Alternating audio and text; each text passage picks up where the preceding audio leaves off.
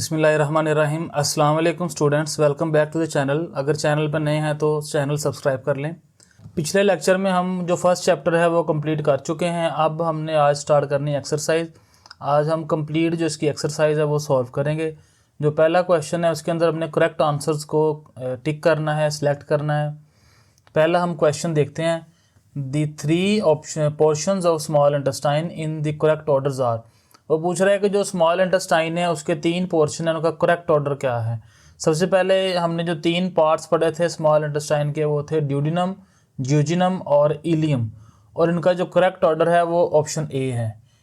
ठीक है। और नीचे जो कॉलन, सीकम और रेक्टम है ये लार्ज इंटेस्टाइन के पार्ट्स हैं। दूसरा जो क्वेश्चन है, the wave like movement of muscles that pushes food through the digestive system is called. कि जो वेव्स की तरह मूवमेंट ऑफ मसल्स है, कि मसल्स की जो मूवमेंट है वेव्स की तरह जो फूड है उसको धकेलती है डाइजेस्टिव सिस्टम के अंदर, उसे क्या कहते हैं। सबसे पहले लिखा है जो ऑप्शन ए है केमिकल डाइजेशन, ये खुराक को हजम करना है। मैकेनिकल डाइजेशन, ये भी खुराक को हजम करना है। अब्जॉर्प्शन जो है स्मॉल इंटेस्टाइन के अंदर होती है। तो हमारा जो करेक्ट ऑप्शन है वो पेरिस्टालसिस है। क्वेश्चन 3 है the part of digestive system where no chemical digestion take place is. कि डाइजेस्टिव सिस्टम का वो कौन सा हिस्सा है जहाँ पर डाइजेशन नहीं होती, केमिकल डाइजेशन। तो सबसे पहले हम देखते हैं जो ऑप्शन ए है, इसमें है ओरल कैविटी। ओरल कैविटी के अंदर मैकेनिकल डाइजेशन भी होती है और केमिकल डाइजेशन भी होती है, जिसे हमने पार्शियल केमिकल डाइजेशन कहा था। स्लिवरी ग्लैंड के जरिए स्लाइवा रिलीज हुआ था, वो इसमें इस्तेमाल हुआ था। उसके बाद जो ऑप्शन सी है स्टमक, इसोफेगस के अंदर पेरिस्टालसिस होती है। स्टमक के अंदर भी केमिकल डाइजेशन होती है जब HCl और पेप्सिन मिलकर काम करते हैं। ड्यूडिनम के अंदर भी केमिकल डाइजेशन होती है। तो हमारा जो करेक्ट ऑप्शन है वो है इसोफेगस, क्योंकि इसोफेगस के अंदर डाइजेशन नहीं होती बल्कि फूड की मूवमेंट होती है पेरिस्टालसिस के जरिए। क्वेश्चन नंबर 4 है the group of enzymes break up starches. कि स्टार्चेस को तोड़ने वाला जो एंजाइम का ग्रुप है वो कौन सा है। सबसे पहले हम देखते हैं कि स्टार्चेस हैं क्या। जो स्टार्च हैं वो कार्बोहाइड्रेट से ताल्लुक़ रखती हैं। स्टार्च किन से ताल्लुक़ रखती हैं? कार्बोहाइड्रेट, जो कार्ब्स हैं उनसे ताल्लुक़ रखती हैं। अब हम देखते हैं जो पहला एंजाइम है प्रोटीएज। प्रोटीएज जो क्लास है ये प्रोटीन को हजम करती है। लाइपेज लिपिड को हजम करती है। जो पेप्सिन है वो भी प्रोटीन को हजम करती है। पेप्सिन एक मेंबर है और प्रोटीएज इसका क्लास है। कि क्लास प्रोटीएज का जो मेंबर है वो पेप्सिन है। दोनों का काम है प्रोटीन को हजम करना। और जो अमाइलेज है ये कार्बोहाइड्रेट को हजम करती है। तो स्टार्च भी एक कार्बोहाइड्रेट है। तो हमारा जो करेक्ट ऑप्शन है वो है अमाइलेज। क्वेश्चन नंबर 5 है the pancreas produce digestive enzyme and release them into. कि पेनक्रियाज ने जो डाइजेस्टिव एंजाइम प्रोड्यूस किए हैं वो कहाँ रिलीज करता है। हम देखते हैं कहाँ रिलीज करता है जी। कॉलन नहीं, कॉलन में रिलीज नहीं करता। कॉलन जो है लार्ज इंटेस्टाइन का पार्ट है। गाल ब्लैडर के अंदर बाइल होता है, वहाँ पर पेनक्रियाज अपनी सिक्रीशंस नहीं प्रोड्यूस करता। लिवर भी नहीं है। तो करेक्ट ऑप्शन है ड्यूडिनम। हमने स्मॉल इंटेस्टाइन में पढ़ा था कि जो ड्यूडिनम है वो स्मॉल इंटेस्टाइन का पहला पार्ट है। इसके अंदर लिवर और पेनक्रियाज दोनों अपनी सिक्रीशंस भेजते हैं। लिवर से बाइल आता है और पेनक्रियाज से पेनक्रियाटिक जूस आता है। आई क्वेश्चन नंबर 6 है in stomach pepsinogen is converted into pepsin by the action of.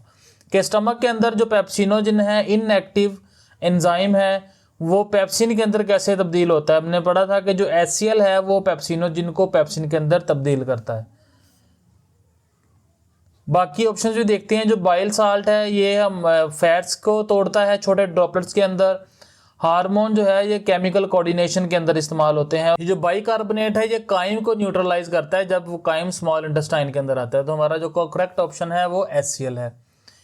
Question number 7 है in which part are the carbohydrates lipids and protein digested.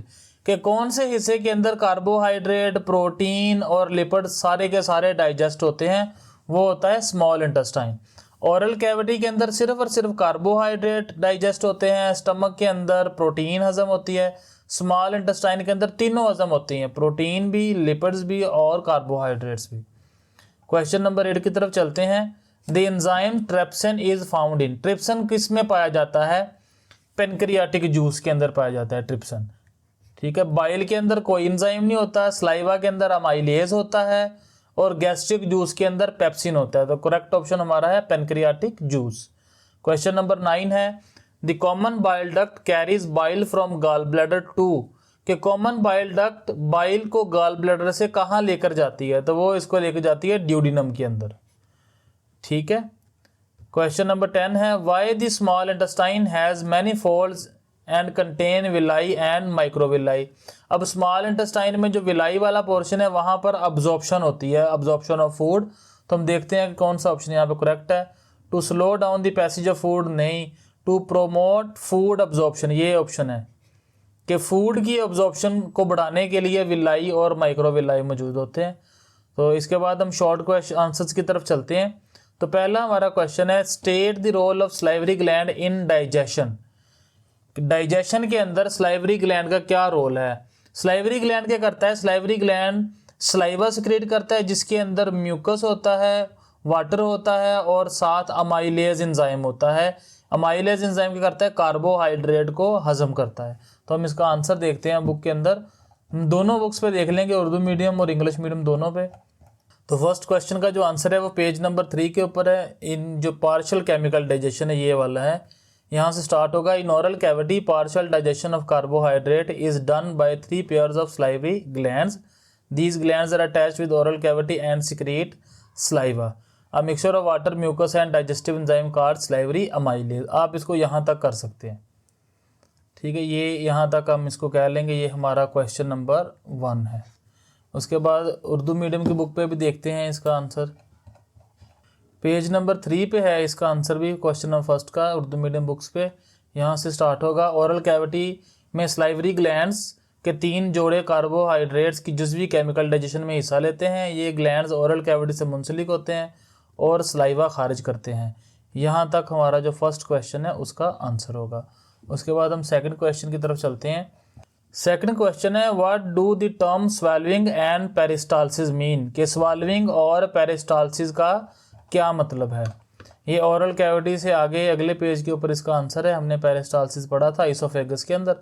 तो पेरिस्टालसिस की डेफिनेशन ये होगी when the food enter oesophagus. यहाँ से ये question number 2 में peristalsis की डेफिनेशन है when food enters oesophagus successive waves of contractions are generated in the muscular walls.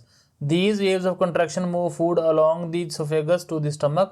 These waves of muscular contraction is called peristalsis. यहाँ तक ये peristalsis हो गया। और उसके बाद जो स्वेलविंग है वो आप खुद लिख लें, मैं आपको बोल देता हूँ। यहाँ पर स्वेलविंग की डेफिनेशन ठीक नहीं लिखी, यहाँ पर तरीका लिखा है कि स्वेलविंग कैसी होती है। हम कह सकते हैं taking of food from mouth into the oesophagus is called swelling, के मुंह से एसोफेगस के अंदर खुराक को ले जाना निगलना कहलाता है। क्वेश्चन नंबर 3 है what is the function of HCl in gastric juice, कि गैस्ट्रिक जूस के अंदर जो HCl प्रोड्यूस होता है उसका काम क्या होता है वो हम देख लेते हैं। ये स्टमक के अंदर लिखा होगा। हाँ जी, ये जो हाईलाइटेड पोर्शन है यहाँ से स्टार्ट होगा। ये क्वेश्चन नंबर पेज नंबर 4 के ऊपर ये क्वेश्चन नंबर 3 है हमारा। Hydrochloric acid convert pepsinogen into active enzyme pepsin. इसके बाद यहाँ से इसको अगली लाइन पे शुरू कर लेना। आगे पेप्सिन की डेफिनेशन है वो इसके अंदर नहीं लिखनी, यहाँ से फिर स्टार्ट करेंगे। Hydrochloric acid also kill pathogenic bacteria present in the food. यहाँ तक ये क्वेश्चन नंबर 3 हो जाएगा। उर्दू मीडियम बुक पे देखते हैं। यहाँ पे क्वेश्चन नंबर 2 का हम पहले निशान लगा लें कि यहाँ से जब खुराक इसोफेगस में दाखिल होती है तो इसकी मस्कुलर दीवारों में लगातार सिकुड़ने की लहरें पैदा होती हैं और सिकुड़ने की लहरें खुराक को इसोफेगस के जरिए मैदा की तरफ ले जाती हैं। मसल की इन सिकुड़ने वाली लहरों को पेरिस्टालसिस कहते हैं। इसी तरह जो इसमें स्वालविंग है, निगलने का अमल है, उसको हम कह सकते हैं मुंह से खुराक का इसोफेगस के अंदर ले जाना निगलना कहलाता है। इसके साथ जो तीसरा क्वेश्चन है, जो हाईलाइटेड पोर्शन आपको नज़र आ रहा है कि हाइड्रोक्लोरिक एसिड पेप्सिनोजिन को एक फाल एंजाइम पेप्सिन के अंदर में तब्दील करता है। हाइड्रोक्लोरिक एसिड खुराक में मौजूद बीमारी पैदा करने वाले बैक्टीरिया को भी मार डालता है। ये आंसर है हमारे क्वेश्चन नंबर 3 का। उसके बाद हम क्वेश्चन नंबर 4 की तरफ चलते हैं। क्वेश्चन नंबर 4 है state the role of pancreatic juice in digestion of food, कि पेनक्रियाटिक जूस का क्या रोल है डाइजेशन ऑफ फूड के अंदर। जो पेनक्रियाटिक जूस है ये स्मॉल इंटेस्टाइन के अंदर प्रोड्यूस होता है। तो अगर हम देखें तो ये यहाँ पर इसका आंसर है। Pancreatic juice contain many enzyme trypsins, pancreatic amylase and lipase. These enzymes digest protein, carbohydrates and lipids. respectively. Pancreatic juice also contains sodium bicarbonate that neutralize the acidity of chyme. यहाँ तक ये हमारा question number 4 हो जाएगा, crime तक। ठीक है, Urdu medium books पे देखते हैं। स्मॉल इंटेस्टाइन का लास्ट पैरा ये हाईलाइट है यहाँ पर पहले से ही। पेनक्रियाटिक जूस कई एंजाइम में मसलन ट्रिप्सन, पेनक्रियाटिक अमाइलेज और लाइपेज हैं। ये एंजाइम प्रोटीन, कार्बोहाइड्रेट्स और लिपिड के हाजमे में मदद देते हैं। पेनक्रियाटिक जूस में सोडियम बाइकार्बोनेट भी होता है जो कायम की तेजाबियत को न्यूट्रलाइज कर देता है। यहाँ तक ये हमारा क्वेश्चन नंबर 4 हो गया है। अब हम चलते हैं क्वेश्चन नंबर 5 की तरफ। क्वेश्चन नंबर 5 है right a brief note on the structure of villi. कि विलाई का जो स्ट्रक्चर है उसके ऊपर हमने ब्रीफ नोट लिखना है। हमने विलाई के बारे में नहीं बताना, उसके फंक्शन के बारे में नहीं बताना, बल्कि उसके स्ट्रक्चर के बारे में बताना है जो small intestine absorption of food के अंदर है। कि यहाँ से देखें ये क्वेश्चन पेज नंबर 6 की जो लास्ट लाइन है, the wall of villus is made of single layer of cells inside the villus there are blood capillaries and lymph vessels called lacteal. यहाँ तक ये इसका स्ट्रक्चर है। ठीक है, ये हमारा क्वेश्चन नंबर 5 है। यहाँ पर इसका ये क्या है, स्ट्रक्चर है। ऊपर जो इसकी वो इसकी डेफिनेशन है और इसका फंक्शन लिखा हुआ है। यहाँ पर इसका क्या है, स्ट्रक्चर लिखा हुआ है। इसी तरह उर्दू मीडियम की बुक्स पे भी देखते हैं, पेज नंबर 7 के ऊपर हर विलस, यहाँ से हर विलस की दीवार सेल की सिर्फ एक तह की बनी होती है। विलस के अंदर ब्लड कैपिलरीज और लिम्फ वेसल यानी लैक्टियल होती है। ये यहाँ पर है जी क्वेश्चन नंबर 5। अब हम क्वेश्चन नंबर 6 की तरफ चलते हैं। क्वेश्चन नंबर 6 देखते हैं जी। क्वेश्चन नंबर 6 क्या है? क्वेश्चन 6 है what are the causes and symptoms of the ulcer. हमने अल्सर के कॉजेज और सिम्टम्स लिखने हैं। ये सीधा सीधा लिखा है पेज नंबर 9 के ऊपर। साइन एंड सिम्टम्स ये वाला पोर्शन इसमें आ जाएगा और साथ में ये कॉजेज वाला आ जाएगा। तो ये हमारे शॉर्ट क्वेश्चन कंप्लीट हो गए। इसी तरह हम उर्दू मीडियम की बुक पे भी देखते हैं। अल्सर की जो असबाब और उसके अलामात, ये रहे असबाब और अलामात, ये दोनों पोर्शन इसके अंदर आ जाएंगे। उसके बाद लॉन्ग क्वेश्चन आएंगे हमारे पास। तो आपने इसको पेपर, जो बोर्ड पेपर्स होंगे उसके हिसाब से ये आपने 4 जो लॉन्ग क्वेश्चन है ये लाजमी याद करने हैं। पहला है describe the absorption of food in small intestine. कि स्मॉल इंटेस्टाइन के अंदर एब्जॉर्प्शन ऑफ फूड लिखनी है, ये आपने कंप्लीट लिख देना है। एब्जॉर्प्शन ऑफ फूड ये वाला जो टॉपिक है ये पूरा का पूरा इसके अंदर आ जाएगा। ये हमारा लॉन्ग 1 है। ठीक है, ये सारे का सारा इसमें आ जाएगा। अपने हेडिंग वगैरह मैंने बताई थी लेक्चर के अंदर पिछले, वो हेडिंग्स आपने इसमें बना लेनी है। अगला हमारा जो क्वेश्चन है explain the role of oral cavity in digestive system. के ओरल कैविटी के अंदर, डाइजेस्टिव सिस्टम के अंदर जो ओरल कैविटी है वो सारे का सारा आपने इसके अंदर लिख देना है। जिसके अंदर हमने मैकेनिकल डाइजेशन पढ़ी थी, पार्शियल केमिकल डाइजेशन पढ़ी थी, ये वाला पूरा टॉपिक ये हमारा लॉन्ग 2 हो जाएगा। ये यहाँ तक आएगा, फेरिंग्स से पहले पहले तक लॉन्ग 2। अब उर्दू मीडियम की बुक पे देखते हैं। पहला जो लॉन्ग क्वेश्चन है वो हमारा है खुराक का इंतज़ाब। ये पूरा का पूरा अपने टॉपिक इसमें लिख देना है। और दूसरा जो लॉन्ग क्वेश्चन है वो ओरल कैविटी है कि मुंह के अंदर जो डाइजेशन है वो कैसे होती है। ये हमारा लॉन्ग 2 आ गया। अब क्वेश्चन नंबर 3 की तरफ चलते हैं कि वो क्या है। क्वेश्चन नंबर 3 है explain the structure and function of stomach. इसके अंदर हमने पूरा का पूरा स्टमक बता देना। जिस स्टमक जे शेप्ड ऑर्गन है जो एब्डोमिनल कैविटी के अंदर है, जिसके 2 पार्ट हैं, एक कार्डियक पार्ट है और एक पाइलोरिक हिस्सा है। ये देख लेंगे, सारा का सारा आपने इसके अंदर लिख देना है। फंक्शन भी आ जाएगा इसी में और इसका स्ट्रक्चर भी आ जाएगा। यहाँ तक ये स्ट्रक्चर है, आगे इसका फंक्शन है। ये फंक्शन की हेडिंग दी है, ऊपर स्ट्रक्चर की हेडिंग है। तो ये आपने कंप्लीट लिख देना है इन स्मॉल इंटेस्टाइन तक। ठीक है, इसी तरह उर्दू मीडियम में भी पूरे का पूरा जो मैदा है ये सारे का सारा आपने इसमें लिख देना है। ये हमारा लॉन्ग क्वेश्चन 3 हो जाएगा। ये फेल होगा और ऊपर इसका स्ट्रक्चर होगा। उसने स्ट्रक्चर और फंक्शन ही पूछा है। क्वेश्चन नंबर 4 ये मेरे ख्याल से हमारा लास्ट क्वेश्चन होगा। Justify the importance of liver and pancreas. हमने पेनक्रियाज और लिवर की जो इम्पोर्टेंस है, अहमियत है, वो बतानी है डाइजेस्टिव सिस्टम के अंदर। तो ये स्मॉल इंटेस्टाइन के अंदर आए तो यहाँ से जो 3 पार्ट हैं इसके नीचे इन ड्यूडिनम, यहाँ से इसका आंसर शुरू होगा। जो पहला पार्ट है वो लिवर की इम्पोर्टेंस है। इन ड्यूडिनम से लेके एमल्सिफिकेशन तक, यहाँ तक ये हिस्सा किसकी इंपॉर्टेंस होगी, लिवर की इंपॉर्टेंस है। उसके बाद दी सिक्रीशन से लेकर यहाँ तक काइम तक, पेनक्रियाटिक जूस की डेफिनेशन जो की थी, ये हमारे पेनक्रियाज की इंपॉर्टेंस होगी। ठीक है, यही दो आपने पैराज लिखने हैं, तो ये हमारा क्वेश्चन नंबर 4 हो जाएगा। ठीक है, उर्दू मीडियम की बुक पे देखें तो यहाँ से ड्यूडिनम में खुराक पर जिगर और लबलबा, यहाँ से ये स्टार्ट होगा। इसमें ये जिगर यहाँ से स्टार्ट, पहले आपने ये लाइन लिखनी है एक, उसके बाद जिगर की हेडिंग देनी है, उसके बाद आपने जिगर की हेडिंग देनी है और इसको एमल्सिफिकेशन तक लिखेंगे। ठीक है, और फिर पेनक्रियाज की हेडिंग होगी और इसको हम न्यूट्रलाइज करता है तक लिखेंगे, जहाँ पे हमने शॉर्ट क्वेश्चन 4 का आंसर लिखा था। ये हमारा लॉन्ग क्वेश्चन 4 यहाँ पर एंड हो जाएगा। उसके बाद नीचे उन्होंने कुछ कॉन्सेप्चुअल क्वेश्चन दिए हैं, इनके मैंने आंसर अलग लिखे हैं, आप वहाँ से देखते हैं। पहला जो क्वेश्चन है वो है, why does someone with liver disease have difficulty in digesting fat, कि जो इंसान जिसको कोई लिवर की बीमारी है, जिगर की बीमारी है, उसके अंदर फैट क्यों हजम नहीं होता। इसका आंसर हम देखते हैं। अब हमने पढ़ा था कि जो लिवर है वो बाइल सिक्रेट करता है, वो बाइल आगे जाके फैट की डाइजेशन के अंदर हेल्प करता है। अगर किसी को लिवर की बीमारी है तो इसका मतलब है उसका जो जिगर है वो बाइल नहीं बना रहा। जब वो बाइल नहीं बना रहा तो आप समझ जाएं कि उसकी जो फैट है वो हजम नहीं होगी। इसका आंसर देखते हैं। Person with liver disease has difficulty digesting fats because the liver produces less bile, क्योंकि लिवर जो है वो कम मिकदार में बाइल प्रोड्यूस कर रहा है, और bile helps break large fat droplets into smaller ones making fat digestion easier. ठीक है, अब नीचे उर्दू मीडियम में भी लिखा है, आप यहाँ से देख के इसको नोट कर लें अपनी कॉपीज के ऊपर।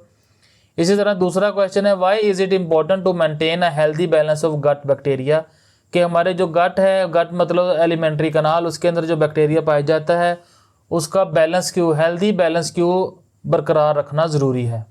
It is important to maintain healthy balance of gut bacteria because these bacteria help digest food, क्योंकि ये बैक्टीरिया खुराक हजम करने में मदद देते हैं, प्रोड्यूस एसेंशियल विटामिन और ज़रूरी विटामिन बनाते हैं, and protect body from harmful micro organism, और जिस्म को नुकसानदेह जरासीम से महफूज रखते हैं। ये क्वेश्चन 2 हो गया। उसके बाद क्वेश्चन नंबर 3 है, how can a malfunction in cardiac sphincter lead to acid reflux, कि कह रहा है अगर कार्डियक स्फिंक्टर खराब हो गया तो एसिड रिफ्लक्स क्यों करेगा।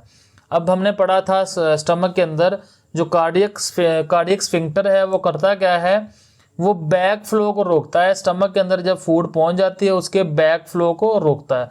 अगर कार्डियक स्फिंक्टर खराब हो गया तो वो बैक फ्लो को रोक नहीं सकेगा। जब फूड वापस जाएगी तो उसके साथ स्टमक के अंदर जो HCl मौजूद है वो भी वापस जाएगा। If the cardiac sphincter does not function properly, अगर कार्डियक स्फिंक्टर सही तरह से काम ना करे, it fails to close tightly after food enter the stomach, तो वो खुराक को मैदा में जाने के बाद मुकम्मल तौर पर बंद नहीं होता।